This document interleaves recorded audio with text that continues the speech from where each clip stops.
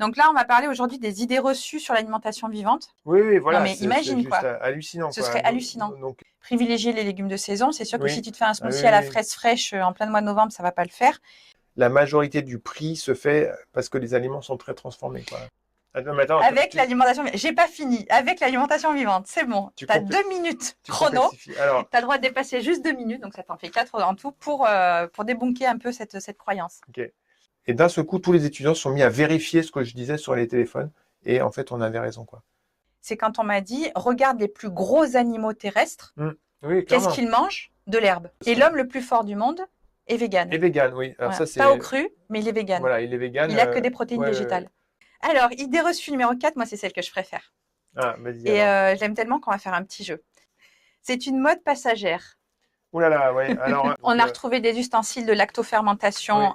en Égypte aussi, le Tout à long du fait, oui. Nil. Donc ça, c'était après Jésus-Christ. Je crois que c'était dans les années 500. 300, je suis pas très forte en histoire, mais je crois que Ouais. en tout cas, c'était avant le Moyen-Âge. Et donc, la dernière idée reçue là que je voulais qu'on voit ensemble, et celle-ci, je pense qu'on a énormément de choses à dire. Et j'aimerais bien d'ailleurs que rien que celle-ci, on en fasse un podcast.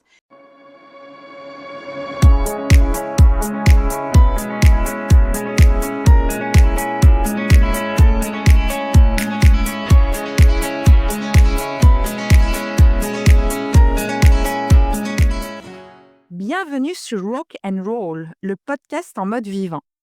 Ici, on déconstruit les idées reçues et on vous montre que l'alimentation vivante n'est pas juste une tendance. C'est un mode de vie simple, accessible et rempli de bienfaits. Que vous soyez curieux, novice ou déjà convaincu, Rock and Roll est là pour vous inspirer, vous guider et surtout vous prouver que manger vivant, c'est fun, facile à intégrer dans son quotidien. Dans chaque épisode, retrouvez des conseils pratiques, des découvertes surprenantes et des astuces pour adopter une vie plus saine et sans prise de tête. Allez, c'est parti. Salut Eric. Salut Aurélie. Toujours en forme? En forme, oui. Toujours motivé pour parler d'alimentation vivante? Oui, c'est un sujet qui me passionne. Donc, Mais je pense que celui-là, il va te plaire.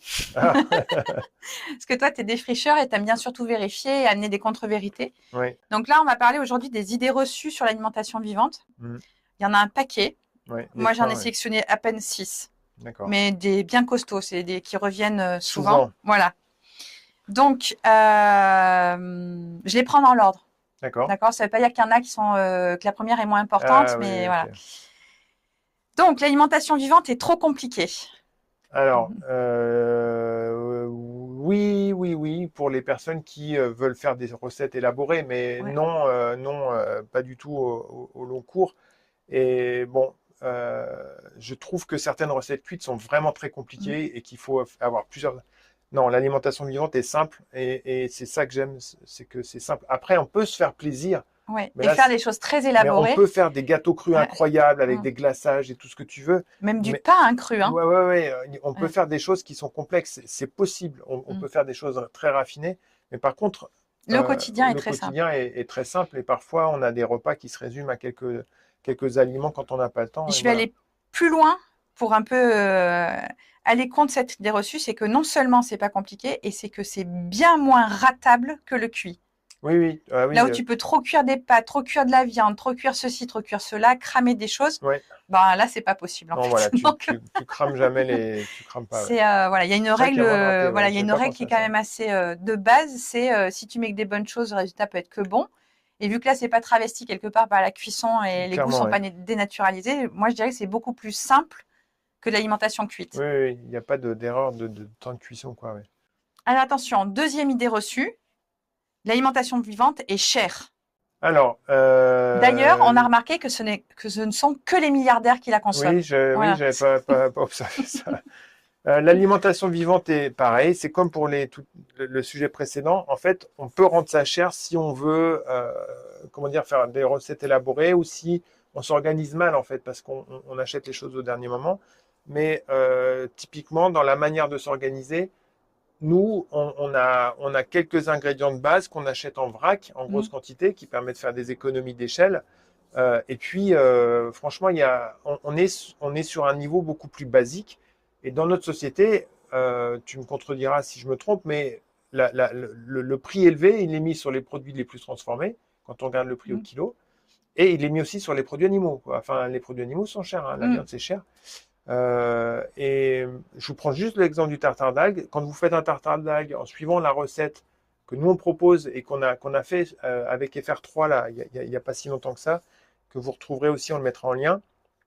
Euh, Vous allez revenir à un tartare d'algues qui va être autour de entre 15 et 20 euros le kilo à peu près. On va être à 17-18 euros le kilo. Si vous l'achetez tout fait, même chez nous, hein, parce que nous on fait faire par des personnes qu'il faut payer, là on va monter entre 35 et 50 euros le kilo en fonction des Facile, provenances. avec beaucoup plus d'huile en plus. Voilà, et alors qu'en fait ça prend pas longtemps quoi. En fait, ce qui C'est sera facile. intéressant, c'est l'alimentation vivante et chère. Quand tu achètes un produit, qu'est-ce que tu payes? Tu payes l'emballage, le suremballage. La main-d'œuvre. Voilà, si on calcule au prix par rapport à, par exemple, si on mettait une valeur sur les nutriments, Oui. Ah oui, l'alimentation vivante, ce serait celle qui serait le plus bon marché en fait. Le plus rentable en fait. Ouais. Si on ramène le poids d'aliments au nombre de nutriments enfin, ce serait le produit. T'imagines entre un paquet de pâtes et un paquet de graines germées de brocoli. Oui, voilà. Non mais imagine juste quoi. hallucinant. Ce Quoi. serait hallucinant. Donc voilà, je pense que c'est l'alimentation la plus rentable pour son organisme, pour sa santé. Pour moi, c'est le meilleur investissement. Enfin, franchement, c'est le moins investissement, c'est. Oui, parce que tu capitalises ta santé. Voilà, tu capitalises sur toi. Enfin, il y a personne peut te le prendre. Il y a aucune banque qui peut faire faillite et te prendre ta santé. Enfin, tu capitalises sur ta santé et ça, tu investis sur toi en fait. Il y a pas de. Par contre, évidemment, alimentation vivante ou pas, il faut respecter quelques règles de base, c'est-à-dire acheter, comme tu disais, en vrac, privilégier les légumes de saison. C'est sûr que si tu te fais un smoothie à la fraise fraîche en plein mois de novembre, ça va pas le faire. Et ce serait cultiver et se réapproprier maximum la transformation. Quoi. Oui, tout à fait. Dans sa cuisine et voilà, comme je le répète parce qu'on n'a pas conscience de ça, enfin pas assez, c'est la majorité du prix se fait parce que les aliments sont très transformés. Quoi. Donc là, je vais te brider pour la troisième idée reçue. Alors, je te dis d'emblée, hein, il va falloir que tu sois. Je les ai. Vas-y. Il va falloir que tu sois concis. Alors. Voilà. Attention, on ne consomme pas assez de protéines et de calcium. Attends, avec l'alimentation vivante. J'ai pas fini. Avec l'alimentation vivante, c'est bon. Tu as 2 minutes chrono. Tu as le droit de dépasser juste 2 minutes, donc ça t'en fait 4 en tout pour débunker un peu cette croyance. Ok. Donc je vais raconter une petite histoire. Donc on donne des cours de formation à l'école d'alimentation vivante et durable à Bruxelles. Et donc on avait un cours sur les protéines végétales. Et donc j'ai posé une question aux étudiants et j'ai demandé aux étudiants quel est le taux de protéines qu'il y a dans le lait maternel pour un enfant. En fait, avec quel taux de protéines? D'après vous, à peu près. D'après vous, un enfant arrive à doubler son poids en, je sais plus, c'est 4 ou 6 mois, enfin bref, rapidement quoi. En fait, tout le monde se pose des questions et tout, et j'ai annoncé les chiffres, et d'un seul coup, tous les étudiants se sont mis à vérifier ce que je disais sur les téléphones, et en fait, on avait raison quoi.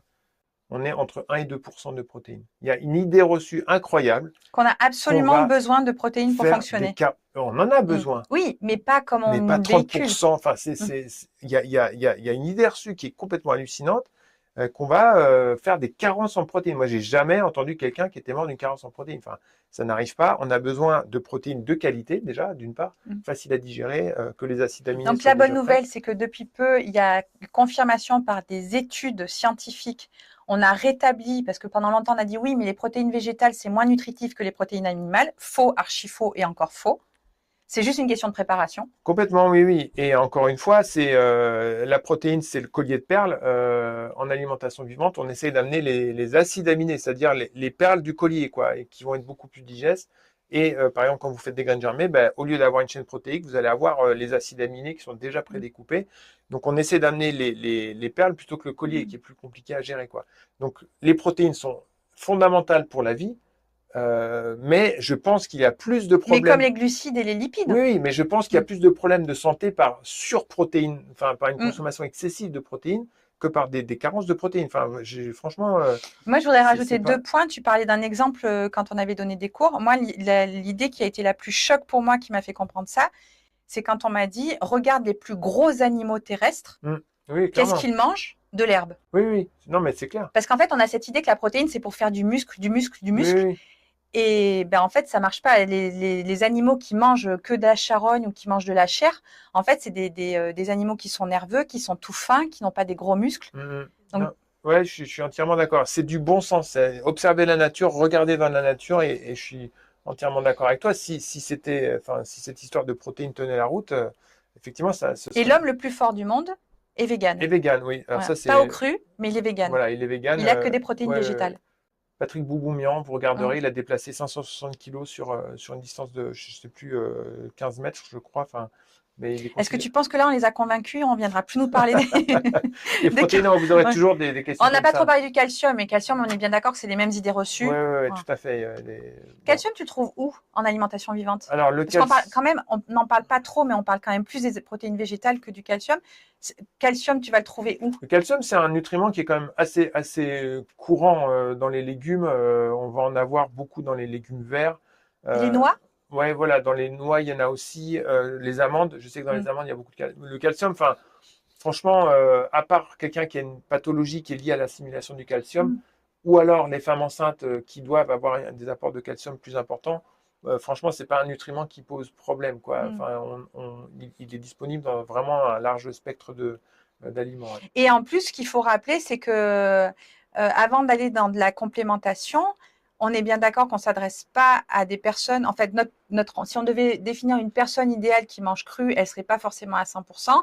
Tu vois que tu as une petite baisse qui est en lien avec une perte de calcium. Qu'est-ce que tu fais? Tu reconsommes du lait, Des algues, des algues. des algues. Non, mais oui, mais tu peux aussi consommer du lait de chèvre ou de brebis Oui, non oui, pasteurisé. Enfin, à un moment donné, c'est voilà, quand on parle des protéines aussi, pendant longtemps, tu l'as dit, et je suis assez d'accord avec ça, c'est que le problème, il vient d'où? C'est que à la base, la viande, c'est un aliment de survie ou de fait, ou de fait, et qu'on en a fait quelque chose qui est qui est devenu juste quotidien, quoi. au quotidien. Le calcium, t'en trouves beaucoup dans le sésame aussi, notamment le lait de sésame et Mm. la kombu, l'algue au kombu, c'est incroyable. En tout cas, les algues, de toute façon, on va parler d'un grand nombre de nutriments, on va répondre les algues. Voilà, mais si on a peur d'une carence, ben Hmm. on garde pendant un temps Oui, des oui, bien œufs, sûr, on bien garde sûr. du fromage, on garde. Oui, oui, bien Bon, j'ai évidemment. conseillé les laitages, mais à part si c'est de brebis, mais Oui, oui. Mais en tout cas, enfin, c'est pas un nutriment qu'on bon, a du mal à on trouver. vient plus nous parler de protéines et de calcium. Hein, maintenant, ça suffit. Alors, idée reçue numéro 4, moi, c'est celle que je préfère. Ah, vas-y Et alors. je l'aime tellement qu'on va faire un petit jeu. Donc, c'est l'alimentation vivante et monotone. Monotone? Ouais. Il y a des gens qui disent ça? Ouais. Donc, moi, ce que je te propose, c'est on va faire un petit jeu. On a une grenade. On va dire que c'est un timer. D'accord, D'accord? C'est surtout pour pas qu'on se coupe la parole. Et pendant 30 secondes, sans réfléchir, on va citer tous les plats qui nous viennent différents en alimentation vivante. d'accord. T'as compris? C'est parti. Allez, c'est parti. Je commence? Bon, je Vas-y. t'en pique un. Tartare d'algues. Spaghetti de courgettes, Voilà. Taboulé de chou-fleur. pâté de tournesol, Pancake à la banane. soupe aux champignons. Glace à la banane. La banane. Alors, soupe de petits pois parce qu'on en a fait une hier. Pâté de tournesol, tu l'as dit? Ouais, Ah mince. je t'ai piqué. Tu m'as piqué mon truc. Qu'est-ce qu'on pourrait dire d'autre? Carottes râpées. Taboulé de brocoli. Parfait. Lasagne de courgettes. Euh, Bon, on y est là, en 30 Tu secondes. crois, dans les Ouais, 30 secondes? ouais. Bon, en tout cas, c'est On pas. n'a pas Non, cité tous mais les gâteaux crus, les les gâteaux energy crus, balls, ouais, les ouais, il y a les smoothies. smoothies, ouais, Voilà. Donc, il y a vraiment de quoi faire. On n'a pas les pizzas crues, mais les attends, crackers. Il y a plein de trucs qu'on n'a pas il y a un cités. truc que je veux dire aussi. Tu dis c'est monotone, mais comme on transforme beaucoup, on n'arrive jamais. Enfin, quand tu achètes un truc dans un magasin qui est industrialisé ou qui est fait de façon à la chaîne, tu vas avoir le même goût tout le temps. Donc, si tu achètes le même truc, dans Mm. 6 mois, ce sera le même goût. Quand tu fais, toi, tu prépares, enfin, nous, en tout cas, on pèse pas Non. les aliments. Donc, on n'a jamais exactement la même recette. Parfois, le tartare d'algues, Oh, on a on a des, oublié les lactos aussi. oui, les Mm. lactofermentations. On a des capres, on n'a pas de capres, on a certains cornichons, des fois, on met un peu plus d'oignons. Enfin, bref, c'est jamais exactement la même chose. Donc, déjà, c'est pas monotone parce que quand on prépare soi-même, Oui, mais parce que c'est ça fait pas des années qu'on monotone. pratique et que là, maintenant, c'est plus comment dire, Une routine. ouais, une routine. Tu vois, nous, c'est comme quand tu conduis au début, c'est compliqué. Oui, Après, tu oui, y oui, penses tout à même fait, pas, ouais. quoi. Alors, attention, idée reçue numéro 5. Tu me promets que tu rigoles pas. C'est une mode passagère. Ouh là là, ouais. Alors, en fait, les premiers écrits qui sont liés à l'alimentation vivante, on les a Date de, il y a 2000 ans voilà. dans la communauté essénienne. Donc, c'était la communauté qui était autour des débuts du christianisme, dans lesquels il y avait, on a retrouvé les manuscrits de la mer morte et dans des documents au Vatican, des témoignages sur, on appelle les galettes esséniennes, Mm. typiquement, c'était des galettes qui étaient faites à base de graines germées, quoi. Hein. On Donc, a retrouvé des ustensiles de lactofermentation oui, en Égypte aussi, le Tout à long du fait, Nil. ouais. Donc ça, c'était après Jésus-Christ. Je crois que c'était dans les années 500. Franchement, je suis pas très forte en histoire, mais je crois que Ouais. en tout cas, c'était avant le Moyen-Âge. Oui, oui, voilà. Donc il y a des traces très anciennes. Après, si on repart sur l'histoire plus récente du renouveau de l'alimentation vivante, C'est c- 70. ouais, voilà, dans les années 70, c'est parti d'Europe de l'Est, c'est allé aux États-Unis. Ça s'est beaucoup, beaucoup développé aux États-unis, C'est revenu en je dirais Europe. les années 80-90. Là, ça revient en Europe. Là, c'est en train de repartir. Enfin, c'est un peu le ping-pong entre les États-Unis et la France. Enfin, l'Europe est assez étonnamment, on a quand même, ça s'est bien développé en France. Donc, non, c'est Et très ancien. Et en fait, il y a beaucoup, beaucoup de pratiques culinaires de l'alimentation vivante qui sont des pratiques ancestrales, tout simplement, et qu'on s'est réappropriées, qu'on a réinstallées, remodernisées. On a des germoirs automatiques. Avant, on faisait ça voilà, de façon basique. On a la possibilité de faire des lactos avec des bocaux, avec des joints, etc. Avant, c'était fait dans des pots de terre. Donc, on a juste, enfin, les techniques, elles ont évolué, les techniques, pardon, ont évolué, mais c'est des techniques anciennes finalement. oui, parce que tout ce qui est fermentation, tu le retrouves par exemple dans tous les pays, la Bulgarie, la Russie. Oui, oui, oui, Ben, c'était complètement, ouais. nécessité fait loi. Hein. Il y avait très peu de production. Il fallait trouver une façon vertueuse de le conserver. Quand je dis vertueux, à chaque fois, ça veut dire que quand on transforme, on a plus de nutriments qu'avec l'aliment brut, en fait. Voilà, clairement, ouais. Donc la lactose, c'était ça. Et on ne parle même pas de tous les pays d'Asie avec tout ce qui est le tempeh, les tofu. Les algues aussi en Asie. Exactement. Donc c'est vrai que non, on ne peut pas dire que c'est une mode passagère. Non, non, alors Alors c'est vrai que voilà, ça ça fait fait des des vagues, vagues il y souvent. a des Ouais. creux, il y a des hauts, mais en tout cas, globalement, on est plutôt sur des vagues qui montent. Mm. Moi, j'ai le privilège de suivre ça depuis une vingtaine d'années. Et quand j'ai commencé à en parler en France, c'était vraiment, on était dans le désert, quoi. Et Mm. aujourd'hui, voilà, il y a une foultitude d'informations de sites internet et de ressources. Donc, non, non, enfin, pour moi, c'est clairement une voie d'avenir, quoi. Mm. Je suis intimement convaincu que les enzymes, c'est une voie d'avenir, l'alimentation vivante aussi. Aujourd'hui, on a l'impression un peu d'être. Même si ça change de nom.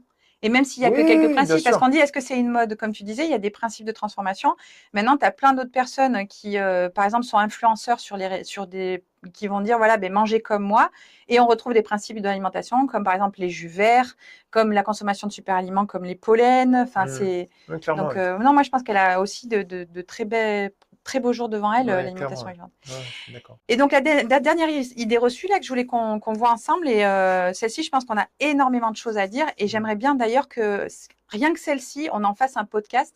Parce que nous, c'est la première objection, c'est la première peur qu'on nous sort à chaque fois. C'est j'ai envie de m'y mettre, j'ai envie d'y aller à fond dedans, mais c'est le côté social qui me Ah, gêne. le côté social, ouais. Donc, Mm. alors, plus précisément, c'est comment gérer les repas partagés, les sorties au restaurant. Tu en avais parlé dans le dernier podcast un petit peu. Les événements sociaux et surtout comment ne pas se fâcher quand on fait ce choix-là Mm. par rapport aux autres, quand on a des enfants. Enfin, voilà, c'est Moi, qu'est-ce qu'on peut donner comme conseil? Parce que pareil, tu vois, c'est souvent des gens qui me disent oui, mais moi, ce que vous faites, c'est génial, mais vous êtes que deux. En fait, il faut savoir que chez nous, c'est rare qu'il y ait moins de 8 personnes à table. Et mm. on arrive très bien à cuisiner vivant pour 8 personnes, Oui, oui, comme on arrive très bien à cuisiner pour une seule personne. clairement, oui. Première chose, je dirais, c'est la séduction, en fait. Il faut séduire ses proches avec.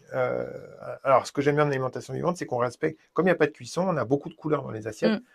Et c'est facile de faire une assiette appétissante en gardant des choses colorées, des choses qui sont attractives à l'œil. Donc voilà, il faut aller séduire l'entourage. Donc surtout de pas se mettre dans un mode d'opposition. Finalement, nous, nos repas, ils ressemblent plutôt on a des plats sur la table et tout Des le monde, tapas ou ce qu'on appelle les mezzés voilà, en tout le monde cuisine va se libanaise. servir. Ouais. Il y a du cuit pour ceux qui veulent du cuit, il y a du cru pour nous. Et ben voilà, on se retrouve souvent. Enfin, on sort un peu du dogme. Ok, on a le plat principal, l'entrée, le dessert pour tout le monde, la même chose. Nous, il y a toujours du tartare d'ail sur la table, il y a toujours des crackers, il y a toujours des légumes. Et puis, ben moi, si il y a, voilà, s'il y a des enfants, on a préparé des choses qui sont cuites pour eux. Mais moi, je mange un repas cru de A à Z parce que j'ai envie de manger comme ça ce jour-là. Donc, c'est plutôt voir le repas comme un buffet, quoi, finalement, Mm. plutôt que comme. Donc, ça, c'est une première chose. Et donc, les proches vont avoir envie de goûter, quoi, enfin, ou de découvrir. L'autre chose, c'est que quand on est invité à l'extérieur, donc, nous, on vient toujours avec un repas cru qu'on a envie de faire partager aux autres. Donc, il y a des choses qui sont très simples à faire. On amène souvent du tartare d'ail. Les Vous maquis, qu'on vous n'a pas pouvez cité souvent d'ailleurs. faire, ah non, Ouais. complètement oublié tout à l'heure, les maquis crus. Ça, c'est quelque chose qui est facile à emmener. Un gâteau cru. Et un gâteau cru, ça fait toujours bugger les gens qui connaissent pas. Ils disent, mais oui, mais attends, mais comment t'as fait ton gâteau et tout. Et donc, on est dans la proposition. Mm. On va amener ça avec Oui, nous, dans le partage. voilà, dans le partage. Et c'est important d'enlever ce côté de repli sur soi, de je vais être tout seul, Mm. isolé, je vais faire les choses dans mon coin, je vais pas réussir à me battre contre ma famille. Non, on est dans la collaboration, dans la proposition, dans l'ouverture. Après, pour les restaurants, j'en avais parlé dans le dernier podcast. Soit vous mangez un peu avant pour Mm. pas vous jeter sur les plats du restaurant qui vont pas vous convenir, ou soit vous emmenez des envies, il y a des possibilités Après, de le faire. concernant les restaurants, il faut être honnête Oui, aussi, ça a depuis changé, ouais. 3-4 ans, tu as quand même pas mal de restos qui sont traditionnels, qui proposent beaucoup d'alternatives végétariennes, Oui, voire oui, tout à fait. véganes ou voire crues. Ça existe de plus en plus. Nous, on est très à l'affût de ça parce qu'on voyage pas mal. Oui, oui, oui. Euh, Donc ça, c'est voilà, c'est donc rester dans la proposition, rester dans le partage, dans l'ouverture, faire des Comprendre qu'une personne qui s'oppose à tes changements, c'est quelqu'un qui est dans l'inquiétude, donc qui il aura apportent. plus besoin, voilà, il aura plus besoin d'être rassuré plutôt qu'être contré. En fait, enfin, il cherche pas à avoir raison, il cherche juste à ce que tu le rassures profondément. Et ben voilà, c'est une discussion qu'il faut, je pense, avoir sans se braquer. Oui, clairement, oui. Non, non, Nous, c'est je compte même pas le nombre de fois. Bon, après, on peut te ridiculiser. Hein, t'en as fait les frais, moi aussi. On peut je sais pas, on a pu nous appeler bouffeurs de graines. oui, oui, Enfin oui, voilà, oui, mais ça, il faut le laisser de c'est côté. C'est en pas grave. C'est voilà. les gens ont peur, on fait peur aux personnes, Puis c'est une on les alimentation qui est inquiète, pour mais toi, qui est pas trop pour la société non plus. Faut voir ça aussi. et il y a autre chose, c'est que quand tu es à table, en fait, qu'est-ce qui t'intéresse? OK, on est là pour manger, mais ce qui t'intéresse, c'est d'avoir un moment social, en fait, Mm. d'avoir un moment de partage avec les autres. Et en fait, ben, je me rends compte que comme on fait ces repas en proposant un petit peu un format buffet, ben, finalement, enfin, moi, ce que j'ai dans mon assiette, ben, voilà, puis de ce que l'autre a dans son assiette, c'est pas ça qui m'intéresse. Enfin, moi, je m'en fiche de ce qu'a Mm. l'autre dans son assiette. Moi, ce qui m'interpelle, c'est de pouvoir avoir un échange humain et agréable avec l'autre personne. Et finalement, ce que tu manges à ce moment-là, ben, ok, c'est sympa de partager le même plat, mais c'est pas grave. Mm. Si moi je suis en train de me manger un avocat parce que j'ai pas très faim et j'ai juste besoin de ça, alors qu'il y a autre chose à table que j'ai pas envie de manger, ben, ça m'empêche pas d'être avec les personnes qui sont présentes, quoi. Mm. Enfin, je me souviens qu'on est allé, il y a, je sais plus, à un moment, ça faisait longtemps, hein, mais on était invité, il y avait un barbecue euh, très classique sud de Ça la fait France, des années que j'étais pas allée à un voilà, barbecue. avec Ouais. de l'alcool, etc., des choses qui avaient été grillées et tout. Mais bon, enfin voilà, il y avait, Mais on a été super accueillis. On ben avait ouais, une super voilà, bonne salade pour nous. voilà, donc Nous, on était venus aussi avec des choses. voilà, on a proposé et puis bah, des personnes ont eu des maquis crus véganes avec leurs côtelettes, machin. Enfin, c'était assez amusant, quoi. Donc voilà, assez facile pour moi le côté social, mais ça prend du temps. Donc, il n'y a aucune Ça objection demande. là que je t'ai présentée face à laquelle tu n'as pas de réponse. Ta réponse à tout, en fait. C'est pas que j'ai réponse à tout, c'est que voilà, en fait, faut pas se laisser arrêter par ça. Il y a des solutions simplement. Mais encore une fois, c'est plutôt que de se replier, d'avoir peur, c'est comment je peux être dans le lien et l'accueil de la différence de l'autre, des peurs de l'autre. Et peut-être qu'on va passer par une phase où mes enfants, mon conjoint vont pas me suivre. C'est pas grave. Mm. Voilà, il faut garder ses habitudes. Peut-être que votre conjoint va se rendre compte que finalement vous êtes d'une humeur plus agréable, vous avez moins de problèmes d'inconfort de santé ou des choses comme ça. Je te vois Ouais, tu vas sur un terrain glissant je te là. vois que tu Votre conjoint souris, est mais agréable, genre. non, Bon, non, bref. mais il va peut-être lui-même avoir constaté les bénéfices finalement. Moi, je pense en fait que souvent les objections, enfin là, tu vois, ça fait 9 ans qu'on a des clients qui se sentent suffisamment en confiance avec nous pour nous faire des retours sincères sur comment les difficultés qu'ils rencontrent par rapport à la mise en place d'une alimentation vivante. Et moi, ce que je constate en fait, c'est que c'est pas tant des blocages de flemme, de j'ai peur de pas y arriver ou tout ça, mais c'est surtout qu'en fait, ils ont besoin de se sentir encouragés pour approfondir l'expérience.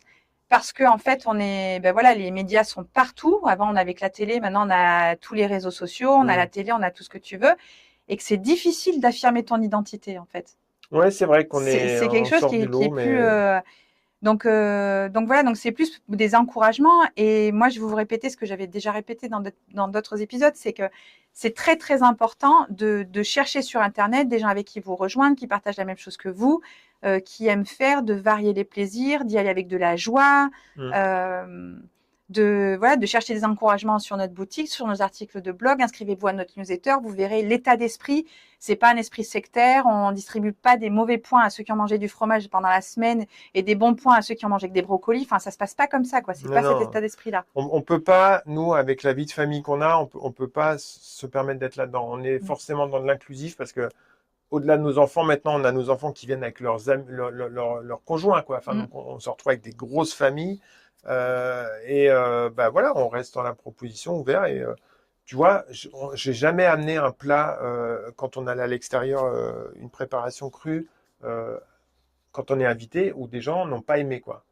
Enfin, j'ai pas souvenir de ça, ça fait longtemps, Parce hein. qu'ils sont polis, nos amis. Non, mais même, ou des gens qui ils sont pas trop. On essaie de faire quelque Non, non, chose. c'est vrai que souvent l'accueil est beaucoup plus enthousiaste Oui, que ce à quoi on s'attend. oui, voilà. Donc voilà, bah, c'est tout bénéfice, quoi. Un petit mot de conclusion. Je te le laisse. Alors, voilà, moi, le mot de conclusion, on va reprendre ce qu'on a dit au début.